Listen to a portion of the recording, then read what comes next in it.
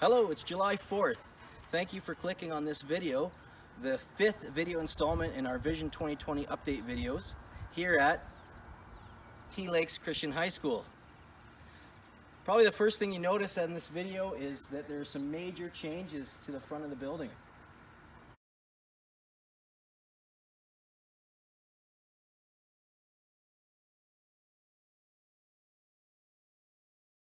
All those windows that you can see presently are brand new, but there are more changes yet to come. So let's go have a look up at the front of the school.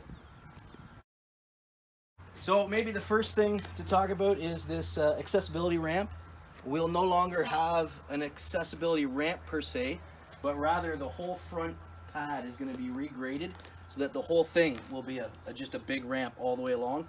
And there won't be a ramp per se, but the whole thing will be accessible for people with mobility issues. Something else you may have noticed is this door right here. This doorway is being put in place to make the stairwell inside here a proper fire escape. So that'll be the fire escape for people on the second floor. Now this is the most divisive thing that I will say today, but one of the things that is also going to change about the front look of the school is there won't be this blue brick anymore.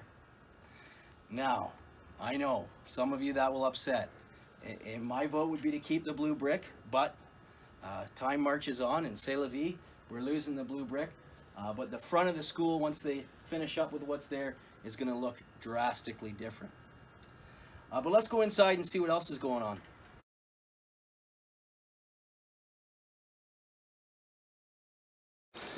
We'll poke our head here into room 17. All the classrooms that are facing the south, facing the parking lot, these are all new windows. So these windows have all been replaced and are brand new. Some of the finish work still has to be done, a little bit of trim put in, but those are all new windows. And then also in the classrooms, you can see that the furniture is kind of collected in the middle here as best I could do. And that is because the classrooms will eventually be getting HVAC. So every classroom is going to get a HVAC unit kind of up there in the peak, right in the ceiling there. And then a duct will run along that peak and push air out. And of course, this is great for us and our students because our old heating system is very finicky and very inconsistent. It's not uncommon in the middle of January for some students in some rooms to have coats on, and in the room beside them, for them to be in t-shirts with the windows wide open, and we can't seem to get even heating. So every room is going to have its own unit, which will then allow classrooms to set a thermostat, and the machine, the unit, will work as hard as it needs to work based on sun exposure and where the wind is coming from, and so on and so forth, as that varies from side of the building to side of the building.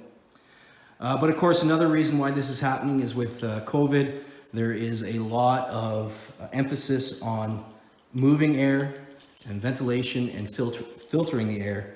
And so an HVAC system will allow us to have cleaner air as opposed to an old water boiler heating system, which has no ventilation or movement of air. We'll head over to the library. And in the corner here is a doorway that's going in. And the purpose of that doorway is to lead out to that courtyard that I've referenced and mentioned in the previous two videos. So that courtyard for the students between the gym and this never eat shredded wheat west wing of the school. So that's going on in there.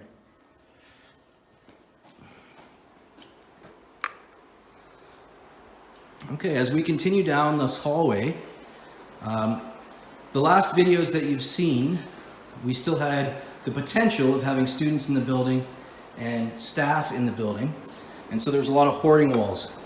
Well, all those hoarding walls have been removed, so you're going to get a better sense of what the school looks like now, or what it will look like. So that's a new wall to set off that new office in the front, or that changed office. And as we go this way, you may remember that we kind of had that foyer double set of doors. You can see the scars from where there used to be the wall and on the ceiling. and around to that. So there used to be a double set of doors, but that won't exist anymore. So when these doors come in from being ordered and are installed, that will be the only set of doors, and no more kind of breezeway foyer. And then as you go around to here, this is now the doorway that accesses this brand new set of stairs to get upstairs. And here's the fire escape from the other side that we were just talking about outside. You can see the floor has all been ripped up. So you may remember there was the Great Lakes symbol right there in the flooring, but all this flooring has to be replaced. As you go into what was Mrs. Kennedy's office, what's traditionally been the principal's office over the years, this is pretty exciting, what's going on in here. So in this inner office, those are all brand new windows. And you may not remember, but these windows used to start about, I don't know, about here up. They were tucked in really high. They didn't go very low. And so these windows are significantly bigger. And then what's going to happen is this is going to be the academic office. And this is going to be a window right here, cut out here. And there'll be a doorway right here. And then this door behind me is going to be filled in, and this will be made into two separate offices. But the reason this is going to be the academic office is because way back when Ellis Hall was constructed, I'm sure the front door was open all the time during the day. But as things have changed, schools tend to keep doors locked now. And so our front doors are locked, and it's become quite an issue to try and let people in, and parents in, and deliveries in, and whatever it may be. And so now this will be the academic office. You can see they have a beautiful view of the parking lot sitting at the desk. There'll be a window right there, which will look at the front door, and then a bell that rings in here, a doorbell, to allow the academic office to open that front door and to greet people and to get them to their proper place, and so on and so forth, which has become increasingly important in the world we live in. So this will be the academic office. Beautiful, beautiful new windows and view. And then this will also just be an office. And this doorway that I'm going through will be filled in, and this will become another office.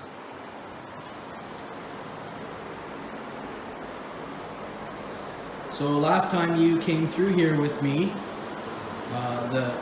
there would have been a hoarding wall. Ooh, let me unplug that fan. Oh.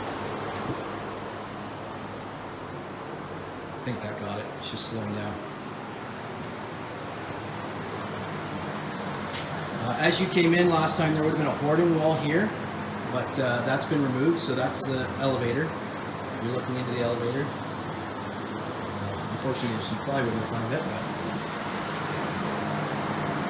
there you go. This doorway has been widened. All our hallways and doorways had to be widened for accessibility code. As you come in here, this used to be an office. The last few years anyways, it's been a guidance office. I'm sure it's been used for many different reasons or many different ways in the past. But it is being repurposed, and they've started it, but they aren't very far along. Being repurposed for a universal washroom. And that's the mounts for the sink that'll eventually go in there. And you can see the rough-ins for the sink and the rough-ins for the toilet. So that'll be an accessibility washroom. And this is quite exciting. This looks very different. But you'll remember there used to be like a wall here that went just past this post to about here. And it was like a see-through wall. The Waves have had displays in there over the years. We've had trophies in there over the years. And it had glass on both sides, and it was a bit of a half wall, halfway up, and then you got into the glass. And the whole purpose of that wall was to hide that post, that supporting post. Well, this is going to be all opened up. And same with on this other side. You can see the scar of where that little half wall was with glass, and that's going to be opened up as well. And so this space creates quite an open space now. So that's pretty exciting. And there's new windows there looking out to that, what will be that new courtyard. And then There's that new roof where the classroom above extends over. That used to be open space that looked right up to the second floor. Oh, sorry about the sun there. And then this is the framing that we talked about last video that has to be put in place so that fire can't spread from one floor to the other.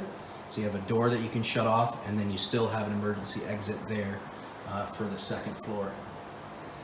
This stairwell here, if I back up a little bit for you, this stairwell here used to be open. I don't know if you remember, but there used to be a railing, and you could kind of see people's feet as they came down the stairs, and then eventually all of them. But modern fire code doesn't allow that because you can't have fire to spread from one floor to the next. So that's all fire rated drywall that is in place there now. Okay, we'll head to the cafeteria. So this doorway has been significantly widened. But as we get to the cafeteria, this is another area that is quite a stark change. As we come around the corner here, what you should notice is that this used to be a wall. Where we are right now used to be a hallway, and then there was doors about halfway in, and you can see where the wall used to be and some of the mechanical and plumbing that's still running in that wall that is yet to be dealt with. But this wall has come out to make the cafeteria significantly bigger. And so we've gained all this space in the cafeteria and made it more of an open concept feel. And those poles are just there to hold that caution tape so that no one steps in that gap. So it kind of disrupts the feeling, but once those poles are removed, it will feel significantly bigger. And then as we wander into the cafeteria, the windows in the cafeteria are all new as well. Same as the other windows you've seen so far, brand new windows, but still some finished carpentry to be done and some trim to be added. So not quite complete, but new windows. And as you come over to this corner, part of the reason why the cafeteria was being expanded is because we're going to lose a little bit of space in this corner. Having 100, 110, 115, 120 students in here at lunchtime, whatever, and staff, whatever that number might be, we don't have a good fire escape from the cafeteria.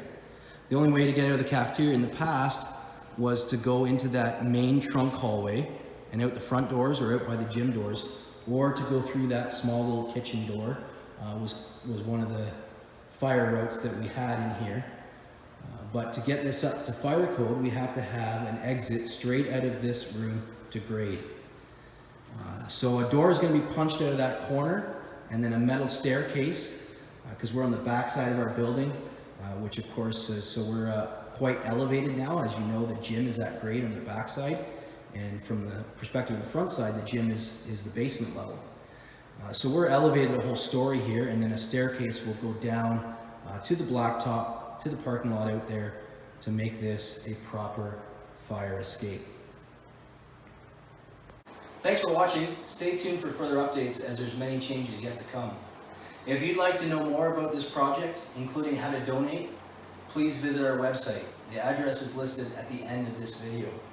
Some more exciting news. We've started the planning process of the grand reveal ceremony, and there'll be something available on September 25th and October 23rd.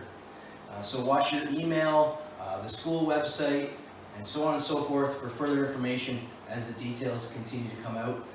But if that's something you'd like to participate in, September 25 is the corporation meeting day, and October 23rd is in conjunction with our annual alumni event.